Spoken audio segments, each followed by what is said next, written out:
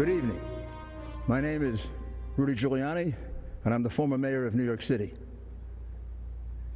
In 2013, my city elected a self-described progressive Democrat as mayor. New York City, once described as America's crime capital, had become, by the mid-1990s, America's safest large city. Now today, my city is in shock. Murders, shootings, and violent crime are increasing at percentages unheard of in the past. We're seeing the return of rioting and looting. During riots, this Democrat mayor, like others, has often prevented the police from making arrests. And even when arrests are made, liberal, progressive DAs release the rioters so as not to disrupt the rioting. New Yorkers wonder, how did we get overwhelmed by crime so quickly and decline so fast? Don't let Democrats do to America what they have done to New York. Again, the Democrats are urging you to vote for an obviously defective candidate. Biden has changed his principles so often, he no longer has any principles. He's a Trojan horse with Bernie, AOC, Pelosi, Black Lives Matter, and his party's entire left wing, just waiting to execute their pro-criminal, anti-police socialist policies.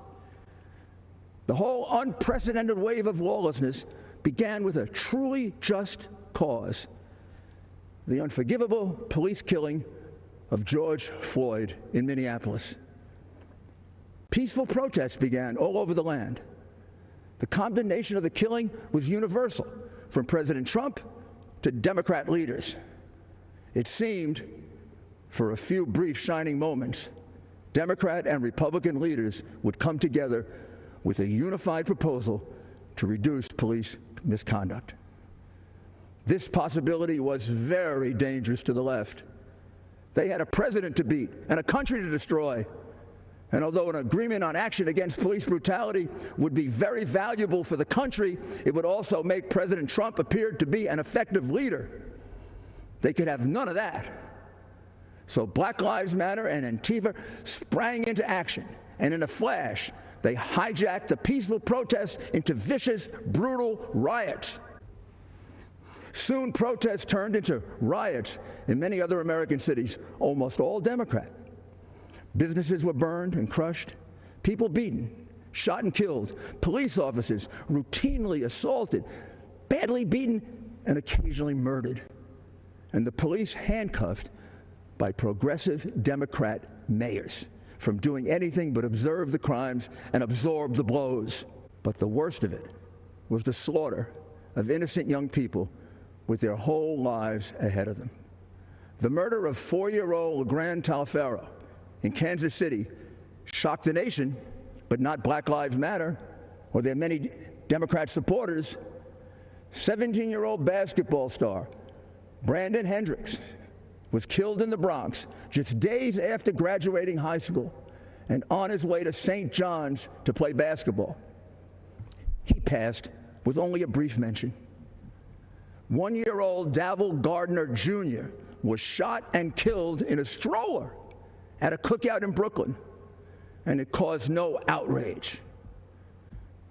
For President Trump and for us Republicans, all Black lives matter, and the lives of LeGrand and Brandon and Davil matter to us. All lives matter to us.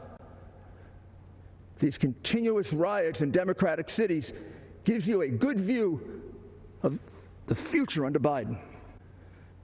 All 5 of the top cities for homicides, like the top cities for rioting and looting, are governed by progressive Democrats, using the progressive Democrat approach to crime, which is to do nothing substantive to reduce it, to release prisoners, as many and as soon as possible, and to go to war with the police, the only group with the capability to protect your citizens.